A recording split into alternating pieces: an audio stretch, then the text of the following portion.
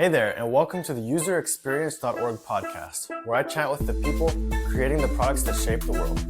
Sit back, relax, and enjoy the show. We're back into that flow after, COVID and everything. That was so horrible. It was really frustrating, everybody not being able to meet in person. But it's nice to see that coming back now. Yeah, I think we've all been given a second chance. I guess during COVID, we had time to reflect on, what would we do once it's done? And now here's your chance. Let's go do it. Yes, Yeah, exactly. nice. So yeah, you recently, as we mentioned before, gave a talk at the UXPA conference in Boston about AI. I'd love to hear more about it, and maybe also like what you learned while preparing for the talk, and then maybe also what people thought about it and any questions or insights that you got from actually giving it. Yeah, sure. So that talk was all about using AI to streamline the creation of journey maps and personas in UX research. And I came at this talk where a colleague of mine, another consultant, she was um, doing a journey map. And I mentioned to her in conversation, I'm like, oh, have you ever tried using AI to help you with that? Because there's some helpful prompts that you can use. And she was like, no, no, no, no. So I sent her some and she's like, oh, you have to write an article about this. I'm like, oh, no, no, no. I'm like, this is like common knowledge. Like people can figure People this know. out. And she's like, no, really. And I seem to always need these nudges. Like, I don't know. Like because I've, sometimes you get into your head, right? Like that imposter syndrome. You just think, it's like, it's not novel. People probably already know this stuff, but you'd be surprised. A lot of people don't, or they don't, what you find obvious, other people don't. So I delved into it a lot more and I started experimenting with it more. And I realized that there's just a lot to share. So I wrote an article, a Medium article. It was published to UX Collective on it. And then I thought that that would make a really good talk. And I already had everything kind of outlined in the article that I would want to share. So what I wanted to do with the talk is really put out there, first and foremost, how a lot of people are really frustrated with AI, and that the idea of even using it at all in UX research is just like, no, you should not do that. I wanted to address that right off the bat. And that's kind of how I start the talk, is just with this provocative, like, I'm sure a lot of you have pitchforks, come at me with them. But before Yeah. you do, I saw a nice slide yeah. with like the meme or like the thing on fire. Let me see if I Uh-huh. can pull it up real quick because I think that would be Yeah. interesting. Let me get Slack open. I feel like that meme was perfectly encapsulating how everybody was feeling in the industry really at that time. Yeah. Is it cool if I quickly share my screen Mm-hmm. and show the Sure. let's take a look if I can do that screen. So yeah, for people tuning in and watching, so this is the the pitchforks. One sec. Um, yeah. So this Yeah. one's the one I was Yeah. talking about. Because we were all worried that and I mean we're still are to some degree, but just assuming, okay, great, we're not going to be needed anymore. AI is going to come take our job. Everybody's doing uh, this work without actually talking to real people anymore and getting real feedback. And that's really not the case at all. So once I started fooling around with these tools, I realized that this is this can be helpful, right? You don't have to look at it as, oh, people are going to go to ChatGPT and say, give me a persona for X and just base it off of stereotypes. And no, you can work with your data. So still doing rigorous data, still doing the research with actual real end users, participants, and really using the AI to help you with the analysis. Yeah. That's what it's all about, is just working with your data. Is there a specific slide from here that you think really captures that main point you're making? Yeah, I mean, there's a few. I guess slide 6 is really talking about how it is a tool in our toolbox to help us to work more efficiently, that it won't replace us, that we really do actually have to harness this. Like we have to embrace it because the genie's out of the bottle. You can't put it back in. AI is here to stay. It's just not going anywhere. So learn to work with it in a way that does not degrade your work, because there are ways to work with it where it will. Absolutely. Do you So, have some examples of that?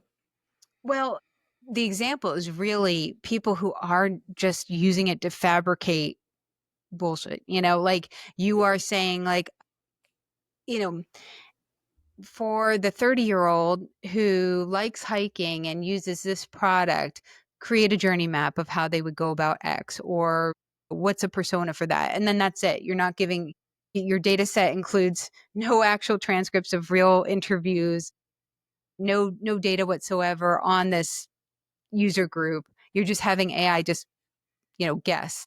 Yeah. And if you're going to do that, that's just disastrous. And there are people who do. That has to stop. That is not the whole point of utilizing AI in UX research. Mhm. The way it helps us work more efficiently, hopefully, is by working with our data to analyze it and help us with the analysis. We still have to be very familiar and intimate with our data. I don't want us to get to the point as researchers where we're just kind of handing it over to the AI analysis to do its magic, and just whatever it spits out, we're like, okay, that sounds good. That sounds like it hit the top themes. It's like, no, you have to do your own analysis first, and still know it enough to know if it's making shit up or if it's lying or hallucinating in some way, like, because that happens. Mhm. No tool is infallible. You're going to have some hallucinations here and there, but you have to know your data well enough to know if it's doing that. So you have to use it carefully, but it can be very beneficial. When it comes to personas, for example, how I use it, a persona is so important to get right.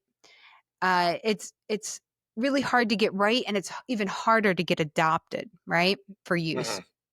Mhm. And you have to spend some time on this and get this right. It's really telling your design team, this is who we're designing for. We are keeping this at the forefront of all of our design decisions. And it can't just be looked at as BS, like, oh, you just made this person up. It has to be backed by real research. Now, writing these personas is tricky because it's like that fine balance between a fictional or real data presented in a fictional way. So Yeah. we are making up some elements, and that creative writing aspect always was hard for me, right? Mhm. It's like I could spin my wheels for a real long time trying to come up with the right summary or tagline or something for this persona. When if I use AI, like it could be a chat GPT or something like a Hey Marvin, a UX research tool that has some AI in it. If I Mhm. ask it to um, provide me a day in the life based off of the data that I supply it, it's usually pretty darn good. And like a blink of an eye, I have that. Yeah. And that just makes that creation so much faster, but it's not doing my job for me. I don't feel that I still am very much a part of, creation of the persona, but it is very helpful. So really the talk was a step by step of how to do that. With journey mapping, it's very interesting when you use your AI. A lot of people go about using AI for creating a journey map where it's asking it to create the whole map, when really how I've seen it used most beneficial in my experience is telling the AI to giving it, this is who's on the journey, this is the journey they're on, these are the stages of the journey, right, defining those top swim lanes, this is everything that I want to learn within each stage of the journey. So do you want jobs to be done, do you want emotional line, do you want challenges, what do you want to learn in each stage of that journey, and then letting it fill it in, and seeing where the gaps are, because there will be gaps. Uh, and there's a lot of pros and cons to doing that. I think that approach helps out a lot. So I kind of walk through how to do So that. So trying to give it context and like maybe a structure instead That's of right. letting it just generate the whole thing. Um, Yes. and then how is it to work with AI and then also work with a team or like maybe a client? Like to what extent or do you feel comfortable being transparent in your use of AI? And to what extent is it still, at least for now, seen as a little bit of taboo where you're kind of like using it maybe a little bit more secretively, if that makes Oh, sense? no, that makes a lot of sense, and that's a great question. Complete transparency and actually a lot of times approval to use these tools. Because some Hmm. of my clients, they'll be like financial institutions where they will actually have in there that we do not want any vendors taking our customers, any PII or anything like that being used with AI, and they'll Hmm. redline that. Sometimes they're open to it, but only to a certain degree. So I will do subcontracting as well, where a design firm that either their researchers are busy or they don't have that resource, they contact freelancers like myself and they'll say, "Can you step in on this project?" And when I'm subcontracting, I have to play by their rules, and they may have rules in So, place so where what is we can't. subcontracting? Okay, so subcontracting is you are still in speaking of it in the terms of the US, you're still 1099, which means that you are considered an independent consultant or an independent worker. You are not an employee. If I was a W 2 employee, the IRS forms, you are an employee. They dictate your working terms, your working hours, possibly supplying the technology, the computer, whatever, for you to do your work. So that's a real difference. So when you're contracting, you're usually W two. So you're technically still an employee. When you're subcontracting, you are still your own separate entity. You're still 1099. Um, and you dictate your terms. Now you work with the agency, the design agency that's hiring you. Sometimes it's a fellow independent researcher like myself. So I will bring on researchers if I have a study that's way too big and I need to do double time, each of us interviewing at the same time, working together on the analysis, I will bring someone in as a subcontractor and pay them, whether it's a fixed fee or whether it's hourly, we work that out. And likewise, I will subcontract on other people's projects as well. And Hmm. that's why in this industry, it's really nice. Like a lot of my consultant friends, we give each other work. We bring each other into projects. We are technically competition, but it never feels like that. It's really nice. I'm busy. Do you want to take this one on? Like we kind of just give each other work. It's really nice. And I think what goes around comes around. We always like for no finder's fee or anything like that. The kindness kind of just comes back. And I've always loved that. But yeah, subcontracting is great. If you make yourself known to a lot of agencies, a lot of design firms, they run lean, right? They can't bring on more people than they have client work for. So oftentimes, sometimes they'll have a short period where there's just an overflow and they need to reach out to people like myself, independents. Hmm. So they'll ask, are you available to sub on this for a little bit? So that's a great way to keep the pipeline full for me. Ideally, everything would be direct client work, Hmm. and especially in these slow times, that's not the case.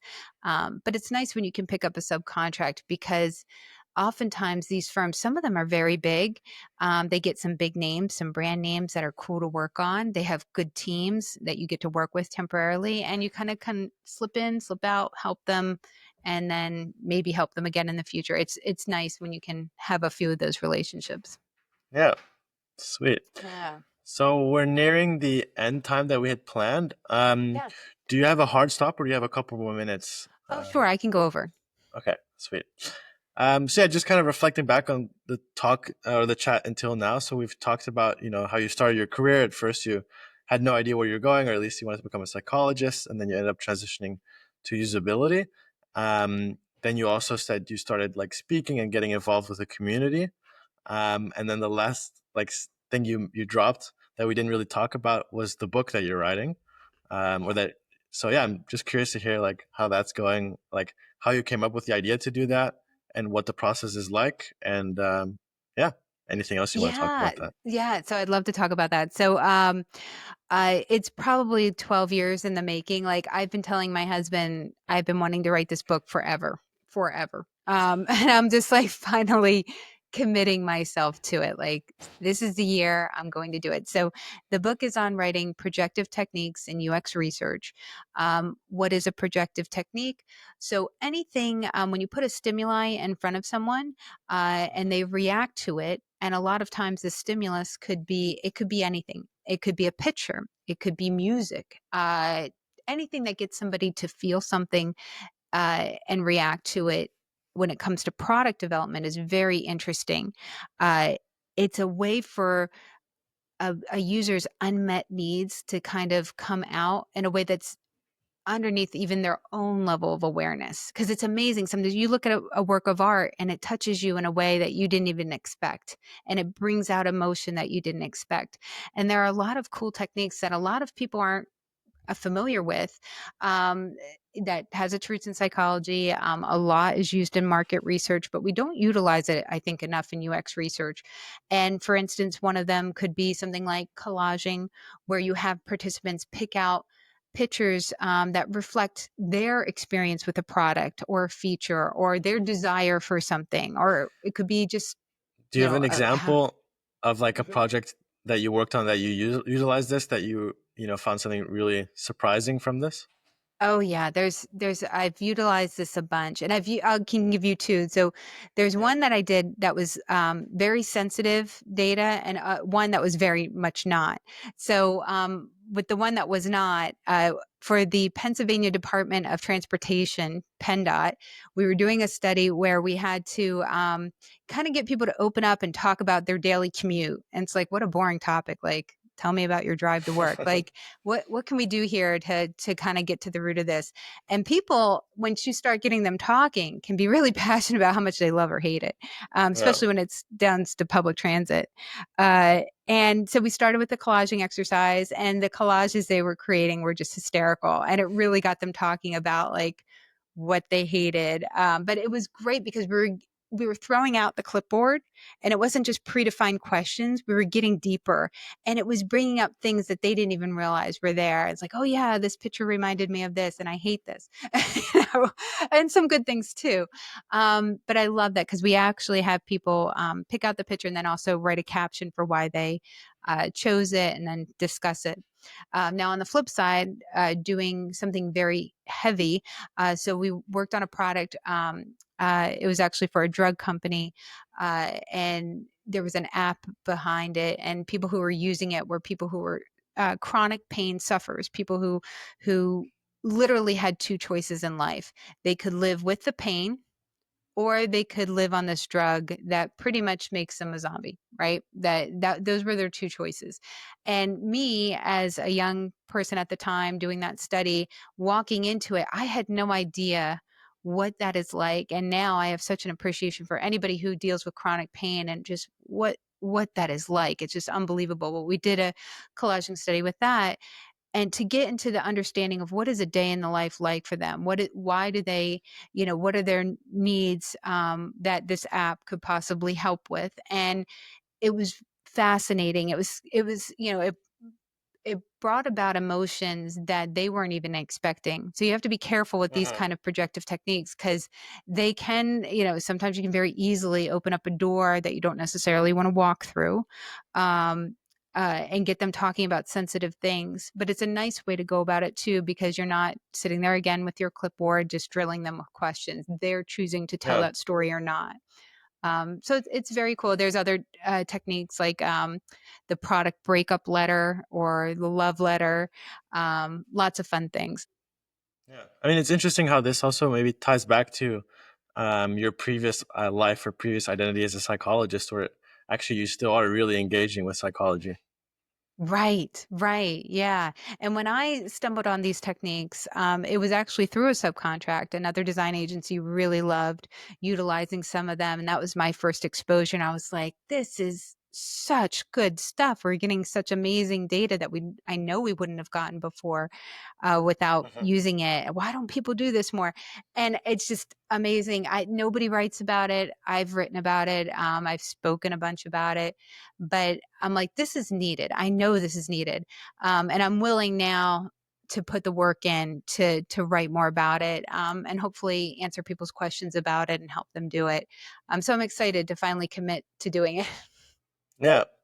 And so you mentioned this is something that you've been kind of talking about for the last 12 years, and now you're really like, now is the time. So how does Yeah. that like concretely, like how does that look like? Are you like sitting down and every morning for half an hour and starting just like typing out stuff on a TypeScript or like on a Yes. typewriter, or how are you approaching this project? Yeah. So right now, getting the outline solidified is the first step, and I'm about 90% there with my outline. Like it's Mm, pretty good. What I did prior to that point was create an exhaustive list of projective techniques that I've used and that I know would possibly or would not fit for this.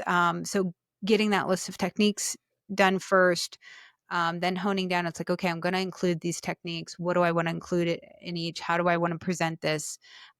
Figuring out the book outline. So I'm still in that research stage where I'm kind of still figuring out how I want to put this together like the puzzle and the actual writing of it. I have one chapter written, and it needs to be tweaked. But what mm, I'm hoping to get at in the next couple weeks is that cadence of like, okay, I want to write each day and get to a point and set weekly goals. I love the book. I think it's Stephen Pressfield, The War of Art. It is so good. It's a short read. I suggest it to anybody who's dying to write and you feel like you have this book in you that you just need to get out, but it's just not getting out. He mhm. just gives you that kick in the ass that you need. That's just like write the damn thing, get it done. He's a professional author. He's written many books, bestsellers, and he writes 2 hours a day. That's it. Wow. He puts his 2 hours in. What he gets done, and that's a good day. And he's real with himself and his distractions and other things he has going on. And that freed me up and feeling like, oh man, I can't take this on. I have my consulting practice. I'm a mother. I have this, I have that. You don't have to do this 8 hours a day. It can get Yeah. done. And you give yourself no distractions during that time to get it done. So I'm excited to get into that. But I'm not there yet, but I will be soon. Nice. And when do you expect Yeah. to have it done? Oh gosh. I want to move quickly. I this time next year I want it to be done. I want to be hopefully, with a publisher or not. I'll self-publish if I have to, but I would like to choose a publisher, Mhm. preferably. And get it out there. Yeah, so I do not want to sit on it and have this be like a 5-year writing thing. And this book is so practical. It's a how-to. In my mind, it's writing itself right now. Like I I know I can get that done. I just have to commit to doing it. Yeah. Nice. Well, I'll check back in on June 4th with you next year, and we'll see. Yeah. Keep me. Yeah. Sweet. Yeah, these are all kind of the questions that I had lined up. Is there anything else that you'd like to mention or talk about before we wrap up? No, no. Feel free. Anybody who wants to, if you want to reach out to me, I'm happy to answer questions. My LinkedIn is probably best. Just Kyle Soucy on LinkedIn. My website is usableinterface.com. You mentioned the podcast. I love to talk to other independent or UX consultants, not just researchers, designers, all types. I have some good conversations. If you're interested in consulting and learning more about that world, or even how to hire us and how to work better with consultants, you can check that out, uxconsultants.com or Okay. uxconsultantslounge.com. UXconsultantlounge.com and, of course, usableinterface.com. And yeah, before I click end recording, something that I'd like to start doing on my podcast is ask the guests to come up with a question and maybe a nomination for the next guest, and then I'll ask that person that question. So I'm kind of putting you on the spot right now. But are there any, burning questions or just things that you're thinking about these days that you think might be interesting to ask the next person? Oh, wow. Okay. Yeah, it definitely depends who that next person is, whether they are more in the design world or research or content. Um, Let me think for a moment. Take your time. It's it's interesting to hear how everybody's dealing with these times, right? And whether you talk to someone who's working in-house versus somebody who's working outside like me as an independent, um, what the effect has been like for them. So I'm curious. I'm always curious to hear what the pulse is right now. Are people hiring? Have they gone through a layoff recently? What are they seeing and hearing?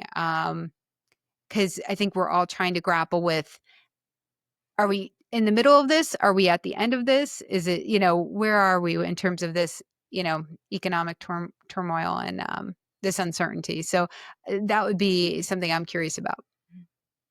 Yeah, sweet. Okay, thank you. Yeah. Well, yeah, then that wraps this episode up. Thanks a lot for coming on. It was really interesting, and I'm excited to see when you release the book. Thanks so much for having me. It was fun. Well, that wraps up this episode. I hope you liked it. If you did, please leave a review and share the podcast. I'd love to hear what you thought. If you or someone you know would like to be a guest, send an email to podcast@userexperience.org. And for more resources, make sure to check out userexperience.org.